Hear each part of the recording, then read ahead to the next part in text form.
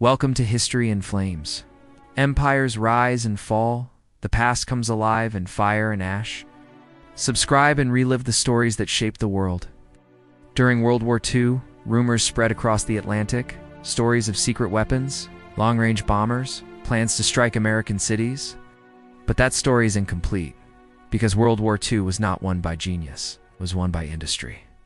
Even today, people ask the same question. Did Germany plan to bomb or invade the United States? And if so, how close did it come? The answer is uncomfortable. Germany did not lack ambition. It lacked a system capable of turning ambition into reality. This is not a story about secret superweapons. It is a story about limits. By 1940, much of Europe had fallen. France was defeated. Britain stood alone. German submarines hunted shipping across the Atlantic. In the United States, the war still felt distant but not irrelevant. Newspapers speculated. Politicians warned. The idea that Germany might eventually reach America no longer felt impossible. Fear filled the gaps between facts, and fear always exaggerates capability. Germany did not seriously plan a full-scale invasion of the United States. There were no invasion fleets, no logistical blueprints, no industrial preparations. But there were ideas. Some German planners imagined symbolic strikes, bombing New York, attacking industrial centers, demonstrating reach, not conquering territory. These ideas were meant to intimidate, not occupy. Psychological impact mattered more than military effect. To make this possible, Germany explored several options. Long-range bombers capable of crossing the Atlantic, submarine-launched aircraft. Eventually, rockets. On paper, these ideas looked impressive. On paper, many things do. Germany never developed a true strategic bomber force. Its air doctrine focused on short-range support for fast land campaigns. Close air support. Tactical bombing. Long-range bombing required something else entirely. Specialized aircraft, massive fuel reserves, long pilot training cycles, complex navigation and maintenance systems. Germany had none of these at scale. Even if a bomber reached America, it would face another problem. Getting back.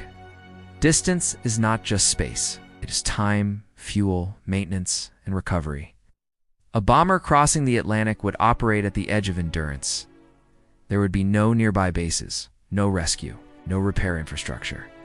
Every mission would be one way in practice, even if not in theory. This is not strategy, it's desperation. Germany experimented with launching small aircraft from submarines. The concept was simple. Approach the coast submerged, launch a small plane, conduct reconnaissance, or a limited attack in practice. It solved nothing. The aircraft were fragile.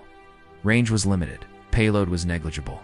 Every launch exposed the submarine Germany's most valuable naval asset. Risking submarines for symbolic attacks made no strategic sense. Later in the war, Germany developed rockets.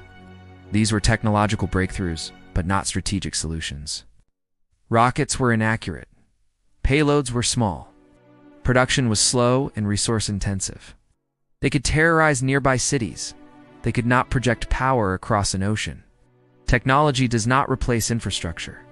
At every step, Germany faced the same issue, not one missing miracle, but dozens of compounding constraints, limited industrial capacity, fuel shortages, inadequate training pipelines, no strategic bomber doctrine, no overseas logistics, no recovery system.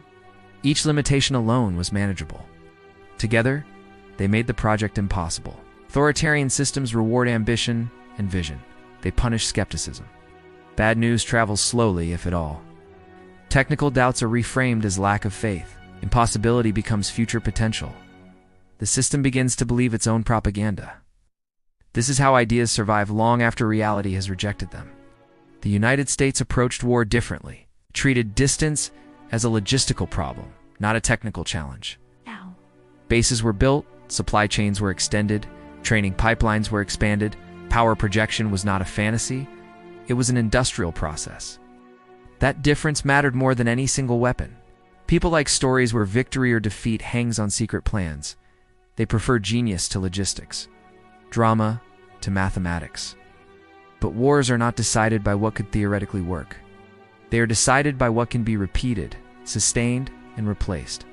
Germany could imagine reaching America. They could not build a system to do it. This is the real lesson of Germany's supposed plans to strike the United States. Not that Germany was foolish, not that its engineers lacked skill, but that ambition without infrastructure is illusion. An illusion is punished brutally in industrial war. Germany did not fail because it lacked ideas. It failed because ideas are cheap, systems are not. Distance exposed the truth. Logistics enforced reality. Industry decided limits. World War II was not a contest of imagination. It was a test of endurance. Endurance belongs to systems that can continue operating long after others have exhausted themselves. Thanks for watching. Like and subscribe for more. Share your thoughts below.